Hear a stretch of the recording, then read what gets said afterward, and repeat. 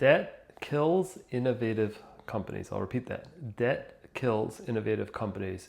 If you have a successful software business, you will be approached all the time by banks who say, I will lend you tens of millions of dollars. Take this money instead of selling equity. Because if you sell equity, you're going to give up 10, 20% of your company.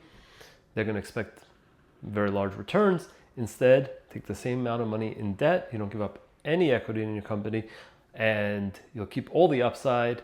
And we're only looking for, an 8 or 9% interest rate, way less return than VCs, PE expect.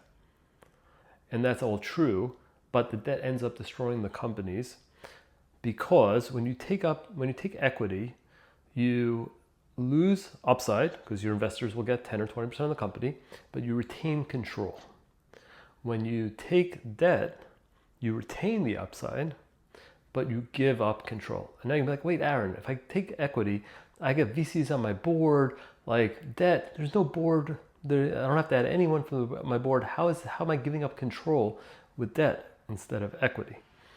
The way debt works is, you might think, hey, I borrow $30 million today, I got to pay it back with interest in 5 years, or I pay interest as I go, and then I get 5 years.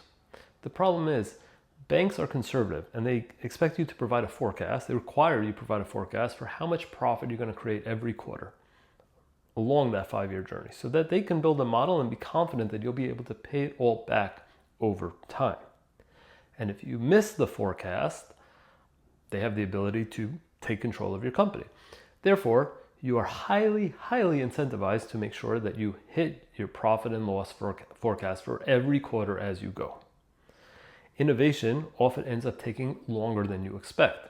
Therefore, sometimes when you take the money to do an innovative project, the project just takes longer to bear fruit. Therefore, you start to miss on your expected profit for the first year or two. Now, you don't want to lose your company, so you can increase the profits because the innovation program is taking longer than expected, so you need to cut your costs. And you need to cut your costs in a way where you're sure you're still going to be able to hit your P&L, your profit and loss for those quarters, so you can hit your forecast. So therefore, what do you cut? The most innovative things, because those are the most risky things. And the problem is, the most risky things are usually the ones that have the most upside. So you end up building a very conservative company when you take debt instead of equity.